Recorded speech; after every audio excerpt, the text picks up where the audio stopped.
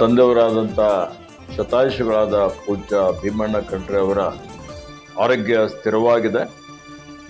ಕೆಲವರು ಸಾಮಾಜಿಕ ಜಾಲತಾಣಗಳಲ್ಲಿ ಸುಳ್ಳು ಸುದ್ದಿ ಹಬ್ಬಿಸ್ತಾ ಇರ್ತಕ್ಕಂಥದ್ದು ಅಥವಾ ಬರ್ತಾಕಿರ್ತಕ್ಕಂಥದ್ದು, ಇದಕ್ಕೆ ಯಾರೂ ಕಿವಿಗೊಡಬಾರ್ದು ಅಂತೇಳಿ ಹೇಳಿ ಅವರ ಅಭಿಮಾನಿಗಳಿಗೆ ಎಲ್ಲರಿಗೂ ನಾನು ಮನವಿ ಮಾಡ್ತಾ ಇದ್ದೇನೆ. ಅವರಿಗೆ ಒಂದು ವಾರದ ಕೆಳಗಡೆ ಅವರ ವಯೋಸಹಜ ಕಾಯಿಲೆಯಿಂದ ಅವರಿಗೆ ಆಸ್ಪತ್ರೆಯಲ್ಲಿ ದಾಖಲು ಮಾಡಲಾಗಿತ್ತು. ಅದಾದಮೇಲೆ ಸ್ವಲ್ಪ ಅವರ ಆರೋಗ್ಯ ಗಂಭೀರವಾಗಿತ್ತು. ನಾವು ಆಸ್ಪತ್ರೆಯಿಂದ ಮನೆಗೆ ಕರೆದುಕೊಂಡು ಬಂದು ಇಲ್ಲೇ ತಜ್ಞ ವೈದ್ಯರೆಲ್ಲರೂ ಸೇರಿ ವೈದ್ಯರ ತಂಡ ಅವರ ಆರೋಗ್ಯದ ಬಗ್ಗೆ ನಿಗಾ ವಹಿಸಿದೆ. ಅವರಿಗೆ ಉತ್ತಮ ರೀತಿಯಲ್ಲಿ ಚಿಕಿತ್ಸೆ ಕೊಡ್ತಾ ಇದೆ ಮತ್ತು ಅವರು ಚೇತರಿಸಿಕೊಳ್ತಾ ಇದ್ದಾರೆ.